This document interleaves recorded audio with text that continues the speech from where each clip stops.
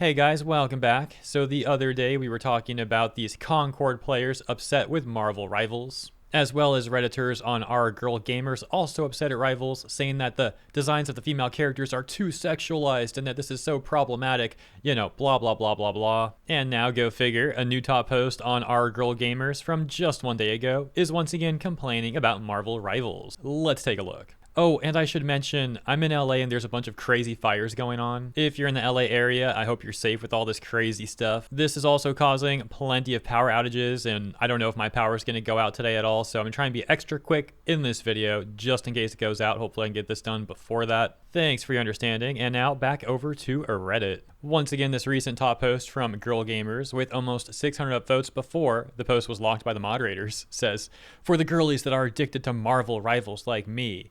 So I don't know if it's just me, but this new Gunner skin they are releasing along with the new character Sue Storm, that being Invisible Woman, is so ugly to me.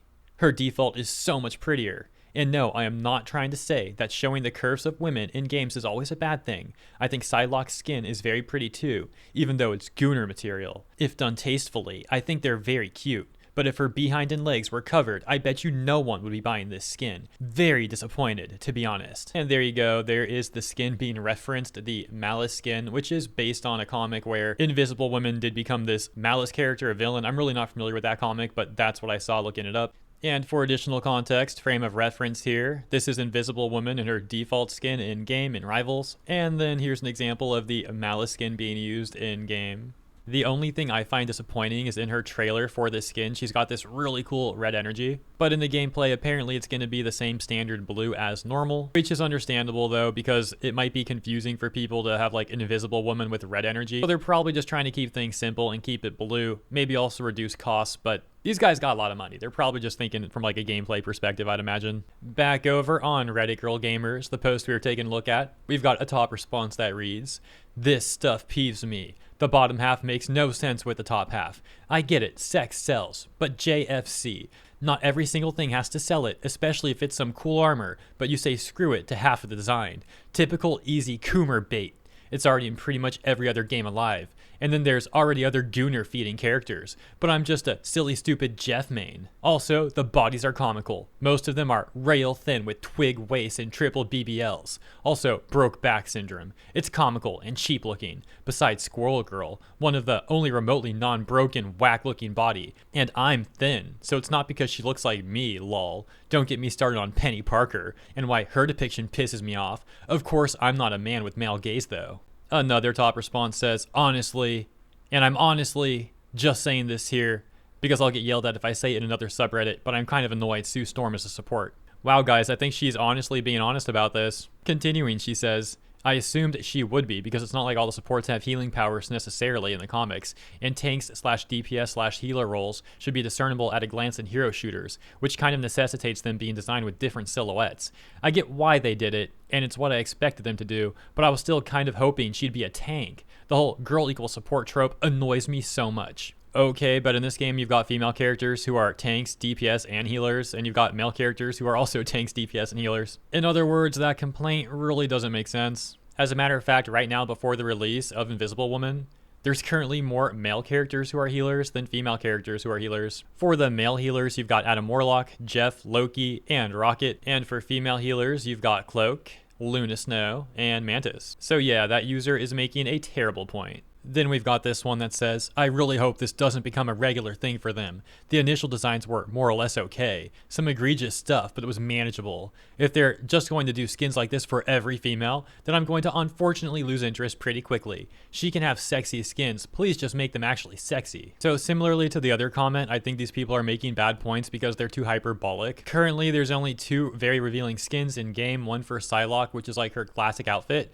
and now this one for Invisible Woman, which is of course the Malice outfit. So yeah, it's not even close to every female character having skins like this. And I don't get why these people can't critique the skins without being so over the top and dramatic about it all. Like as I've said in other videos too, I'm not a fan of very revealing outfits in general. For example, I did buy an alt skin for Psylocke, but not her original outfit that's really revealing. I bought the pink Sakura version of the current outfit, the like default outfit I mean. I think the default outfit and the pink version of it just look better in my opinion. And I believe that outfit was also made by Peach Momoko, who is a very talented Japanese artist who has done a lot of Marvel art, so very cool. Finally, that takes me back to another point that I'd like to make regarding the OP, who did mention Psylocke skin, saying, quote, I think Psylocke's skin is very pretty too, even though it's Gooner material, unquote. So presumably by saying Gooner material skin, they're referencing the original outfit from her comics. This one right here, which once again, as we just went over, is not actually her default skin. And on top of that, Psylocke also has another skin you can buy, the pink soccer one that I got. But the OP here is acting like Psylocke has a single skin in the way they phrase that, and that is the quote-unquote Gooner one. And my ultimate point about this is these people are so hyper fixated on things to get mad at and or called problematic that they seem to miss basic facts that are right in front of them. And then we've got some comments that are just insults as these people seethe. For example, they're really trying to get the Gooners, huh? A lot of 40-year-old dudes who are virgin are about to be very happy. Then there's this one that says, unfortunately, because practically all comics tend to be drawn and written by absolute Gooners and losers, most of the skins for the female characters in Marvel Rivals will be extremely hypersexualized, and practically all of the characters will be unnecessarily caked up with big breasts and a tiny waist. Here's another one that's not just insults. It says, yeah, no, I do not think I'm going to be playing anymore. I honestly am just growing more and more tired of this, and I was honestly pretty excited for this update. I do not care if people think I'm quote-unquote too sensitive or that I'm quote-unquote too woke, but it gets to a point where it's degrading. The MR community, which is mainly male-dominated, have decided the best way to foster a community is by sexualizing women and mutual gooning sessions. Okay, so as you can see, these people are obsessed with using the word gooner. At this point, I think it's projection. Like, they're all complaining about this quote-unquote gooner stuff, but they're the ones hyper-fixating on it. Or like this last person who's also making some weird headcanon about mutual gooning sessions. Oh look, here's another one, how original. Of all the costumes they could have chosen to adapt for Invisible Woman, they went out of their way to pick a very obscure, no one knew about costume that happens to be gooner and over-sexualized. That's telling where their priorities are. And another one saying, I feel like the issue with the paid skins is that people will reliably buy the gooner skins, so they are just going to keep making them and print money.